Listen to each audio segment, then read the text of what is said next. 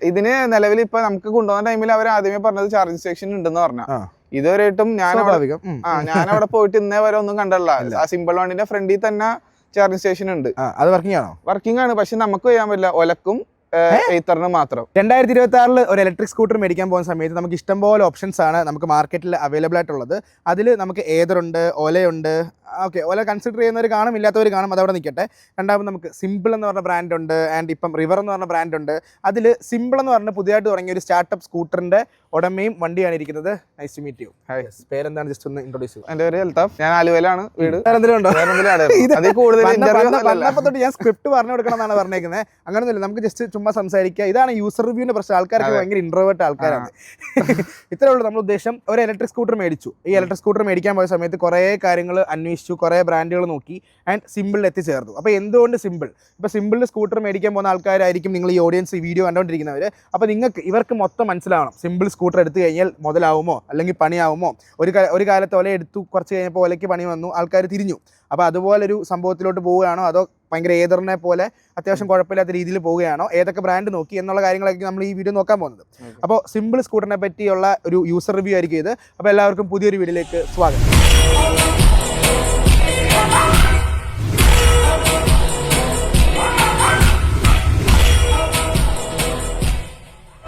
എന്തുകൊണ്ട്? Y simple? Actually എന്റെ വൈഫിന്റെ ഡെയിലി പർപ്പസിന് വേണ്ടിയാണ് വണ്ടി എടുത്തേക്കണത്. പിന്നെ എനിക്കും ഓട്ടോ ഉണ്ട് അധികം.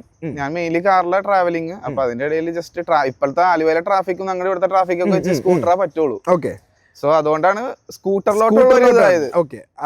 ഇലക്ട്രിക് സ്കൂട്ടറിലോട്ടാണ് ഉദ്ദേശിക്കുന്നത്. അതെ അതെ. ഓക്കെ, അത് കഴിഞ്ഞു ഞാൻ ആദ്യം പോയി നോക്കിയ വണ്ടി എയ്ത്തറാണ്. കാരണം ഇവിടെ ഫ്രണ്ട്സ് എല്ലാവർക്കും എയ്ത്തറ യൂസിങ്, എല്ലാവരും ഹാപ്പി കസ്റ്റമേഴ്സും ആണ്. ബട്ട് ചെറിയ ചെറിയ പ്രശ്നങ്ങളുണ്ട്. അങ്ങനെ കൂടുതൽ ഡീറ്റെയിൽ ആയിട്ട് ഞാൻ അന്വേഷിച്ച് കഴിഞ്ഞപ്പോ അതിന്റെ അവര് പറയുന്ന റേഞ്ചിനേക്കാളും ഭയങ്കരമായിട്ട് വ്യത്യാസം കാണിച്ചിട്ടാണ് അവർക്ക് ഡെയിലി പർപ്പസിൽ കിട്ടുള്ളൂ. അപ്പൊ അങ്ങനെ വന്നപ്പോഴാണ് സിമ്പിളിന്റെ ഒരു കേസ്. നമ്മുടെ ഒരു കസിൻ ഇങ്ങനെ പറഞ്ഞു, ഇങ്ങനെ വണ്ടി പറഞ്ഞുകൊണ്ട് പോയി ജസ്റ്റ് നോക്കാൻ പറഞ്ഞു. അങ്ങനെ ഇത് പോയി ട്രയൽ അടിച്ചു കഴിഞ്ഞപ്പോ എനിക്ക് ആക്ച്വലി വണ്ടിയുടെ പെർഫോമൻസ് വൈസ് അടിപൊളിയാണ്. സാധാരണ മറ്റേ വണ്ടിനേക്കാളും ഇച്ചിരി ഹൈറ്റും ഉണ്ട്, റൈഡിങ് കംഫോർട്ടും കൂടുതലാണ്. അങ്ങനെ നോക്കുമ്പോൾ എനിക്ക് ഇത് കുറച്ചുകൂടി ബെറ്റർ ആയിട്ട് തോന്നി. പിന്നെ എയ്ത്തറായിട്ട് വെച്ച് നോക്കുമ്പോൾ ഉള്ള ഒരു പ്രൈസ് വേരിയേഷൻ നല്ല രീതിയിലുണ്ട്, നല്ലൊരു വ്യത്യാസമുണ്ട്. അപ്പൊ അതും കൂടി കുറച്ചുകൂടി അട്രാക്റ്റീവാ. പിന്നെ ഉള്ളത് നമുക്ക് മെയിൻലി ഇതിന്റെ ലുക്സ് ആണ്. കാരണം എയ്ത്തറിനേക്കാളും കുറച്ചുകൂടി കമ്പയർ ചെയ്യുമ്പോൾ കുറച്ചുകൂടി ഒരു ഗമയുള്ള ലുക്ക്. അതെ അതെ അതെ. നമുക്ക് കുറച്ചുകൂടി റൈഡിങ് കംഫോർട്ടും ഉണ്ട്, അത്യാവശ്യം ഒരു നല്ലൊരു ലുക്ക്. സൈഡ് പ്രൊഫൈൽ ആണെങ്കിലും ഫ്രണ്ടിൽ നിന്നാണെങ്കിലും നല്ലൊരു ലുക്കാണ് വണ്ടിക്ക്. ഓക്കെ, അപ്പോൾ എല്ലാവരും ചോദ്യമായിരിക്കും, നമ്മൾ ഇലക്ട്രിക് സ്കൂട്ടർ അല്ലെങ്കിൽ നമ്മളൊരു കാർ മേടിക്കാൻ പോവാണെങ്കിലും പ്രത്യേകിച്ച് പുതിയ സ്റ്റാർട്ടപ്പ് ബ്രാൻഡ്സ് ആണെങ്കിൽ നമ്മൾ ഭയങ്കരമായിട്ടൊന്ന് മടിക്കും അതിനകത്ത് ഇൻവെസ്റ്റ് ചെയ്യാൻ. കാരണം 50,000 അല്ല, 60,000 അല്ല, 1 ലക്ഷം രൂപ, 1.5 ലക്ഷം രൂപയുടെ മുകളിലാണ് സ്കൂട്ടറിൻ്റെ വില വരുന്നത്. അപ്പോൾ നമ്മൾ പ്രത്യേകിച്ച് സ്കൂട്ടറിൻ്റെ ഗണത്തിൽ, കാരണം നമ്മൾ ഓലയുടെ കേസ് കാണുന്നത് കൊണ്ട് തന്നെ നമുക്കൊരു പേടിയുണ്ട്. അപ്പോൾ ഈ എന്ത് വിശ്വസിച്ചിട്ടാണ് സിമ്പിൾ എന്ന് പറഞ്ഞ ബ്രാൻഡിലോട്ട് പോയത്? അത് എടുക്കാം, സിമ്പിളിൽ എടുക്കാം എന്ന് എപ്പോഴാണ്, ഏത് പോയിന്റിലാണ്? ഡെയിലി ഞാൻ ഇത്രയാണ് മെയിൻലി ഡെയിലി ഓടിക്കുന്നത്. ഏതർ ഓൾറെഡി ഉണ്ട്. ഓക്കെ, അതിൽ ഹാപ്പിയാണ്.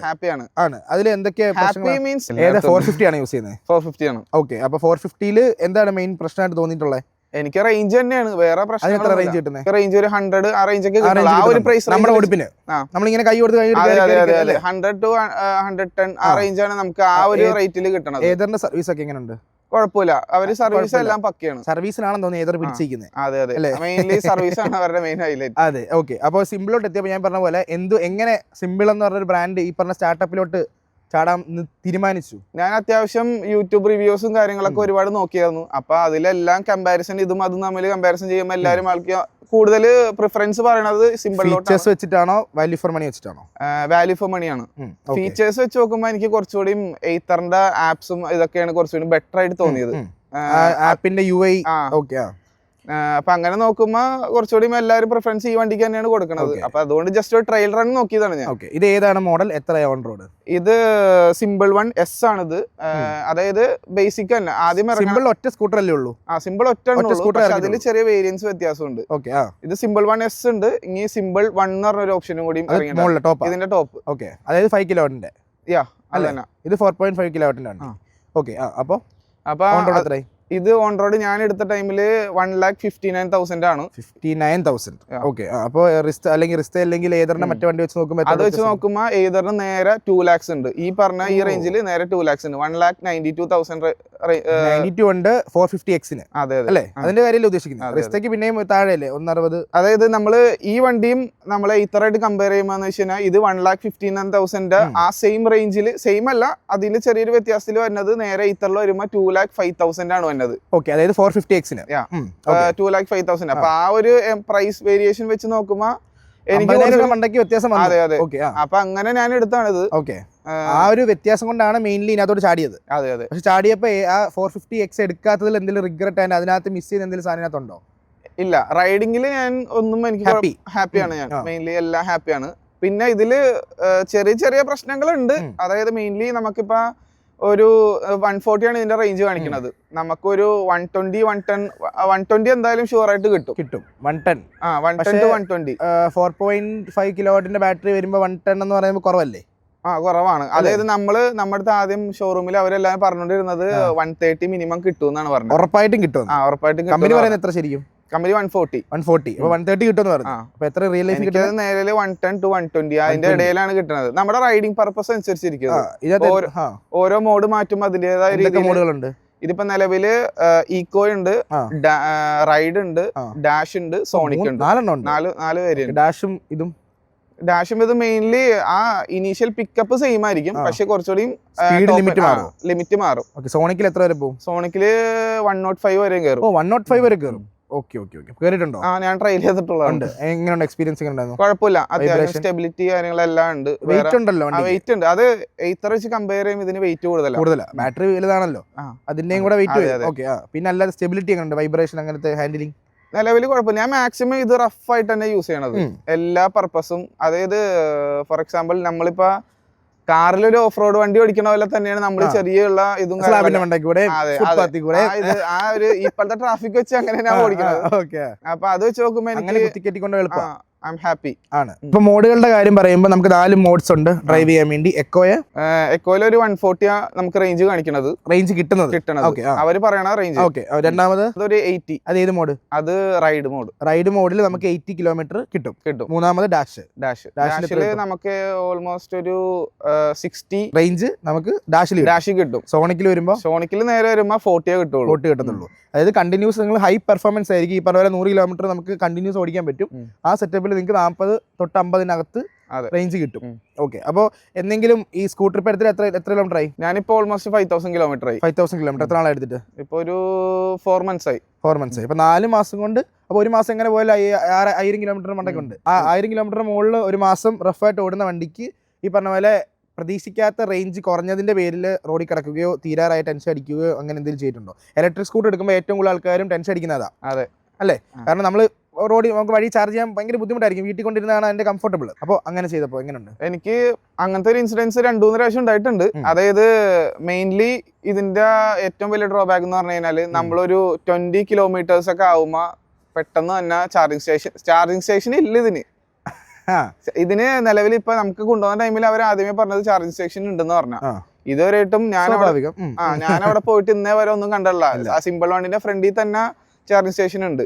അത് വർക്കിംഗ് ആണ്. പക്ഷെ നമുക്ക് ചെയ്യാൻ പറ്റില്ല. ഒലക്കും എയ്ത്തറിന് മാത്രമേ ഉള്ളൂ. സിമ്പിളിന്റെ ഷോറൂമിന്റെ ഫ്രണ്ടിലുള്ള ചാർജിങ് സ്റ്റേഷനിൽ ഒലയും എയ്ത്തറും മാത്രം. അപ്പൊ ചാർജർ വെച്ചേക്കുന്നത് ഏതറാണോ അറിയില്ല. അത് അവർ തന്നെയാണ്. ഗണ്ണ് സെയിം അല്ലേ? ഗണ്ണ് നമുക്ക് ആക്ച്വലി സ്ലോട്ട് സെയിം അല്ലേ? ഒലയുടെയും ഇതിന്റെ സെയിമാ. വ്യത്യാസമുണ്ട്.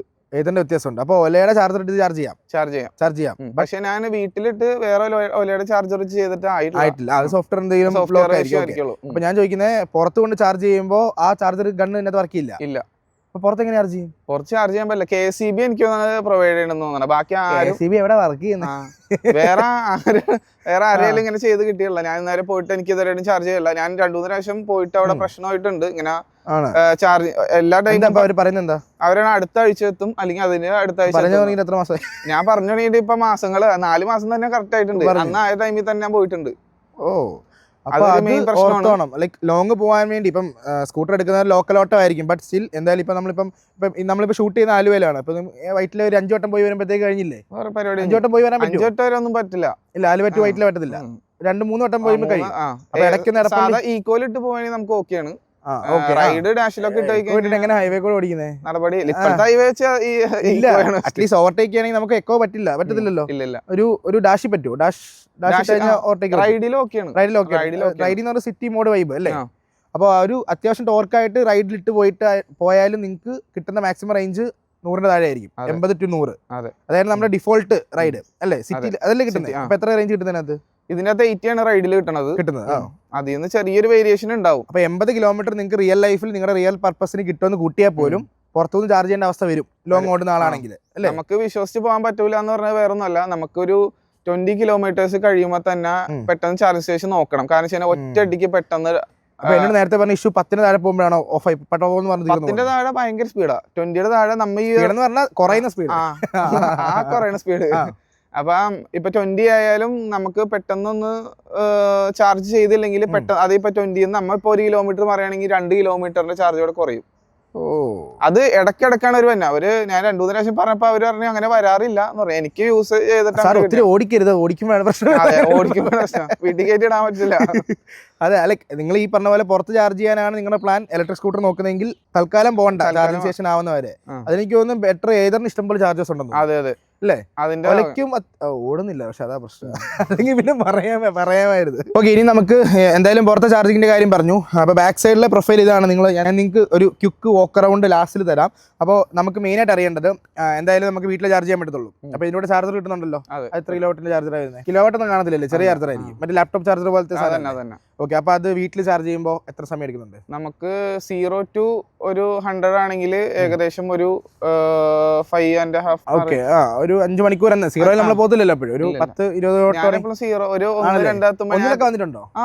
ഒന്ന് ഓടിയിട്ടുണ്ടോ? ഓടിയുണ്ട്. പിന്നെ ഇതിന്റെ വേറൊരു ഗുണം എന്ന് പറഞ്ഞാൽ നമ്മളിപ്പോ കംപ്ലീറ്റ്ലി ബാറ്ററി ഡ്രെയിൻ ആയി കഴിഞ്ഞാല് നമ്മളിപ്പോ നമ്മുടെ മെയിൻലി നമ്മുടെ ഫ്രണ്ട്സ് ഒക്കെ ചവിട്ടി തള്ളാറുള്ളതാണ്.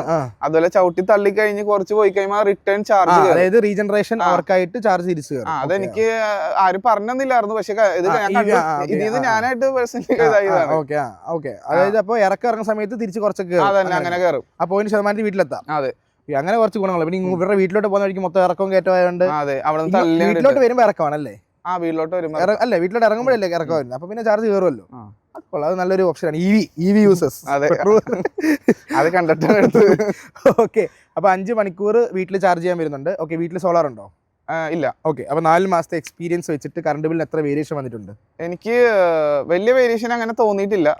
ഒരു 3,500 to 4,000 റേഞ്ച് വരുന്നുണ്ട്. അപ്പൊ എത്ര വണ്ടി വന്നതിന് ശേഷം എത്ര വന്നിട്ടുണ്ട്? ഒരു 500 റുപ്പീസിന്റെ വ്യത്യാസങ്ങൾ വേരിയേഷൻ വന്നിട്ടുള്ളൂ. ഒരു 1000 കിലോമീറ്റർ ഓടാൻ 500 രൂപയുടെ 500 അല്ലേ 600 രൂപയുടെ വ്യത്യാസം വന്നിട്ടുള്ളൂ. അത്രയൊക്കെ ഉള്ളൂ. ഓക്കെ, അപ്പൊ അതൊരു പെട്രോൾ വണ്ടിയിലായിരുന്നെങ്കിൽ നേരത്തെ ഉപയോഗിച്ചിട്ടുള്ള പെട്രോൾ വണ്ടി ഏതാ ബൈക്കായിട്ട്?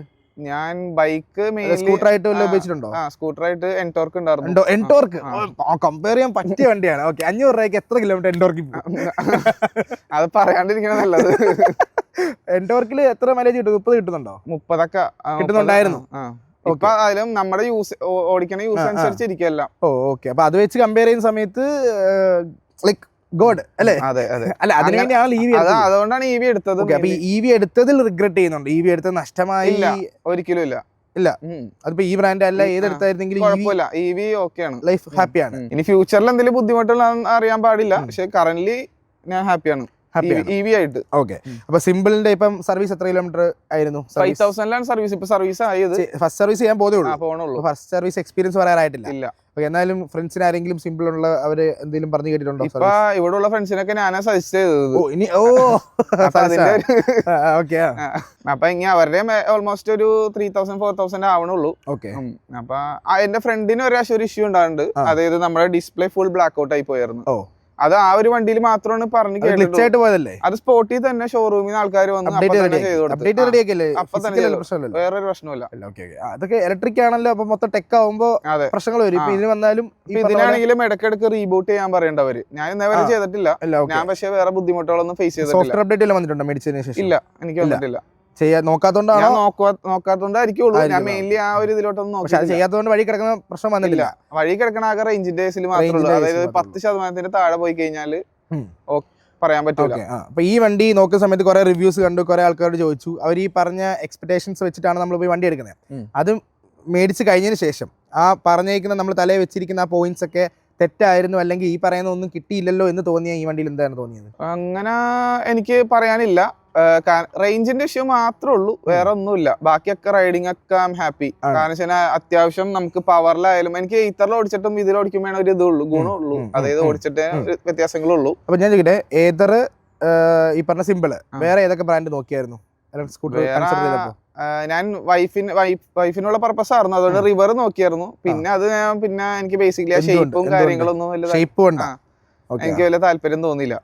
പിന്നെ അങ്ങനെ ഇതിലോട്ട് സ്പോർട്ടി ആയിട്ട് ഉള്ള ലുക്ക് വേണം എന്ന് ആഗ്രഹം ഉള്ളതുകൊണ്ടാണ്. അതെ അതെ അതെ, എന്നുള്ള രീതിയിൽ എനിക്ക് ഓടിക്കാലോ. ഓക്കെ, അതേ ചോദിച്ചാൽ അതിനകത്ത് ഇപ്പൊ നമ്മൾ സാധാരണ ഒരു ഫാമിലി പർപ്പസ്, ഇപ്പം ഗേൾസ് ആണെങ്കിലും ലൈക്ക് ഒരു ഫാമിലി മാൻ ഓടിക്കും മിക്കവാറും മേടിക്കുമ്പോൾ സാധനങ്ങളൊക്കെ കയറ്റാൻ വേണ്ടി കൂടുതലും ഈ പറഞ്ഞ ആക്റ്റീവ വൈബിലുള്ള സ്കൂട്ടറുകൾ എടുക്കുന്നത്. ഇപ്പൊ ആക്സസ് എടുക്കുന്നു, അല്ലെങ്കിൽ ഇ വിയിലാണെങ്കിൽ റിസ്തയിലോട്ട് പോകുന്നു, അങ്ങനെയുള്ള വണ്ടികൾ. അപ്പൊ അത് എടുക്കാതെ ഇത് എടുക്കുന്നത് കുറച്ച് യങ്, ഈ പറഞ്ഞ പോലെ ഒരു ടെക്, ഒരു എന്താ പറയുന്നത്, ഒരു പുതിയ ടൈപ്പ് സാധനങ്ങൾ ഇഷ്ടപ്പെടുന്ന ആൾക്കാരാണല്ലോ. അപ്പോൾ പ്രാക്ടിക്കാലിറ്റി എന്നുള്ള സെറ്റപ്പിൽ രണ്ടുപേർക്ക് സുഖമായിട്ടിരിക്കാൻ സാധിക്കും അല്ലേ? രണ്ടുപേർക്ക് സുഖമായിട്ടിരിക്കാം. ലോങ് പോയാലും നടുവേദന, പുറം വേദന, അങ്ങനത്തെ പ്രശ്നങ്ങളൊന്നുമില്ല. ഒന്നുമില്ല. എവിടം വരെ ലോങ് പോയിട്ടുണ്ട് നിങ്ങൾ? ഞാനിപ്പോ നിലവിൽ ഈ വണ്ടി കൊണ്ട് ലോങ് എന്ന് പറയാൻ എനിക്ക് ഇവിടുന്ന് മെയിൻലി ചാലക്കുടി പോയിട്ടുണ്ട്. അതൊക്കെയാണ് ഇതിന്റെ ലോങ് എന്ന് ഉദ്ദേശിക്കാൻ പറ്റുന്നത്. ആക്ച്വലി ലോങ് ആണല്ലോ. എനിക്ക് വേറെ ഒന്നല്ല, ഇതിന് പുറത്ത് ചാർജിങ് സ്റ്റേഷൻ നമുക്ക് എവിടെയെങ്കിലും പോവാം. ചാർജിങ് സ്റ്റേഷൻ ഇല്ല, അതുകൊണ്ട് നമുക്ക് റിസ്ക് എടുത്ത് അത്ര ലോങ് പോകാൻ പറ്റില്ല. അപ്പൊ അങ്ങനെയാണെങ്കിൽ വഴിയിൽ പെട്ടെടുക്കുന്ന സമയത്ത് ഇപ്പൊ എന്ത് ചെയ്യും? തീർന്നു പോയാ നമ്മുടെ ചാർജർ ഉണ്ടെങ്കിൽ ആരെങ്കിലും വീട്ടിൽ കയറി ചാർജ് ചെയ്യാം, അല്ലാണ്ട് വേറെ 500 രൂപ. അതെ അതെ, ആ കാശ് അതി തരും, പെട്രോൾ വണ്ടിയുടെ കാശിലോട്ടാണ് മാറും. പക്ഷെ നമ്മൾ പുറത്ത് വീട്ടിൽ പോയി ചാർജ് ചെയ്യുകയാണെങ്കിലും ഈ പറഞ്ഞ 4.5 kilo watt, 5 kilo watt charge ചെയ്യാൻ 5 യൂണിറ്റ് 50 രൂപ. ഒരു യൂണിറ്റ് 10 രൂപ വെച്ച് കൂട്ടുവാണെങ്കിൽ 50 രൂപയ്ക്ക് ചാർജ് ചെയ്യാം അല്ലേ? ചാർജ് ചെയ്യാൻ ആയിരുന്നു ചാർജർ ഉണ്ടായിരുന്നെങ്കിൽ ഇല്ല. അപ്പൊ പിന്നെ ഒന്നും പറഞ്ഞിട്ട് കാര്യമില്ലല്ലോ അല്ലേ? പിന്നെ എനിക്ക് തോന്നിയൊരു കാര്യം എന്ന് വെച്ച് കഴിഞ്ഞാല്, നമ്മളിപ്പോ ഇതിന്റെ അകത്ത് ഓരോ മോഡ്സ് നമ്മൾ ഇടൂലേ, നമ്മള് ഇതിന്റെ അകത്ത് ഇപ്പൊ റൈഡ് അല്ലെങ്കിൽ ഡാഷിലിട്ടാണ് നമ്മൾ പോണത്. നമുക്ക് പെട്ടെന്ന് ഒരു ഷോപ്പിൽ എവിടെയെങ്കിലും നിർത്തിയിട്ട് എന്തെങ്കിലും സാധനം കളക്ട് ചെയ്ത് സ്റ്റാൻഡ് ഇട്ട് പിന്നെ വീണ്ടും സ്റ്റാൻഡ് ഇട്ട് കഴിയുമ്പോൾ വീണ്ടും എക്കോയിലോട്ടാ പോണം. അതായത് അതായത് എയ്ത്തറിലാണെങ്കിൽ നമ്മളിപ്പോ ഏത് മോഡാണോ അതിനനുസരിച്ച് തന്നെ വീണ്ടും നമ്മൾ സ്റ്റാൻഡ് ഇട്ടാലും ആ സെയിം മോഡ് തന്നെ നമുക്ക് യൂസ് ചെയ്യാം. ഇതാകുമ്പോ നമ്മ റഷ്യയിലൊക്കെ ആണെങ്കിൽ നമ്മ അത് ഇട്ട് ബ്രേക്ക് പിടിച്ച് അല്ലെങ്കിൽ അത് മോഡ് മാറ്റി ചെയ്യേണ്ടി വരും. ആ ഒരു ബുദ്ധിമുട്ടുണ്ട്. അത് ചിലവർക്ക് കുറച്ചുകൂടി സേഫ് ഇതായിട്ടാണ് തോന്നുന്നുള്ളൂ. നമ്മള് കണ്ടിന്യൂസ് നിർത്തി എടുത്ത് പൊക്കോണ്ടിരിക്കുന്ന ആൾക്കാരാണെങ്കിൽ പിന്നെ നമ്മൾ ആ മോഡ് മാറ്റേണ്ടി വരും. എയ്ത്തറിൽ അങ്ങനെയല്ല, എയ്ത്തറിൽ നേരെ നമുക്ക് ഏത് മോഡലാണോ നിർത്തണം ആ മോഡിൽ തന്നെ നമുക്ക് വണ്ടി ഡ്രൈവ് ചെയ്യാം. പിന്നെ സ്റ്റാൻഡിന്റെ എന്ത് ഇഷ്യൂ പറഞ്ഞത്? അത് ഇപ്പൊ നമ്മ റൈഡ് ചെയ്തോണ്ടിരിക്കണേണ്. അപ്പൊ നമ്മൾ പെട്ടെന്ന് തന്നെ സാധാ സ്റ്റാൻഡ് ഇട്ട് കഴിഞ്ഞാൽ ഇൻസ്റ്റന്റ് ആയിട്ട് വണ്ടി നിന്നോവും. അതായത് ഫ്ലോ ഉണ്ടാവും, പക്ഷെ ആ ഫ്ലോയിൽ അപ്പൊ തന്നെ നിന്നു. നമുക്ക് വേറെ ആക്സിലേഷനോ കാര്യങ്ങളൊന്നും ഇല്ല. അത് നേരെ ഇത്തറിലാണെങ്കിൽ കുറച്ച് കഴിഞ്ഞിട്ടാണ് ഇൻസ്റ്റന്റ് ഡിലേ ഉണ്ട്. അപ്പൊ ആ ഒരു ഇതോടി ഇതിൻ്റെ അകത്തുള്ളൂ. ഓക്കെ, ഇനി നമുക്ക് വണ്ടി ജസ്റ്റ് ഒന്ന് വാക്ക് അറൗണ്ട് കൊടുക്കാം. അപ്പോൾ ഇതാണ് നമ്മുടെ സിമ്പിളായിട്ടുള്ള വണ്ടി. ഓക്കെ, ഞാൻ ജസ്റ്റ് ഒന്ന് ക്വിക്ക് വാക്ക് അറൗണ്ട് ചെയ്യുന്ന സമയത്ത് നമുക്ക് വണ്ടി ഫ്രണ്ടിൽ നിന്ന് കാണുമ്പോൾ രണ്ട് ഈ രൂപത്തിലാണ് ഇരിക്കുന്നത്. രണ്ട് കണ്ണുപോലെ കാണാൻ സാധിക്കും. ആൻഡ് മിറർ, ഇതിന്റെ വിസിബിലിറ്റി ഒക്കെ എങ്ങനെയുണ്ട്? അത്യാവശ്യം വിസിബിലിറ്റി ഉണ്ട്. നമുക്ക് ഇപ്പൊ ബാക്കിൽ നിന്ന് കാണുകയാണെങ്കിലും അത്യാവശ്യം എല്ലാം കവറായി പോകും. ഓക്കെ, വലിയ കുഴപ്പമില്ല. അത്യാവശ്യം ചെറുതായതുകൊണ്ടുള്ള ബുദ്ധിമുട്ടോ അങ്ങനത്തെ പ്രശ്നമൊന്നുമില്ല. അങ്ങനത്തെ ബുദ്ധിമുട്ടൊന്നുമില്ല. ഇല്ല. ഓക്കെ, ആൻഡ് നമുക്ക് ഇവിടെ വരുന്ന സമയത്ത് ഇതാണ് ഹെഡ്ലൈറ്റും കാര്യങ്ങളൊക്കെ വരുന്നത്. ഇതൊരു ഈ പറഞ്ഞ ഒരു കുതിരയുടെ ഒരു TVSന്റെ ഒരു വൈബ് ഉണ്ട് അല്ലേ?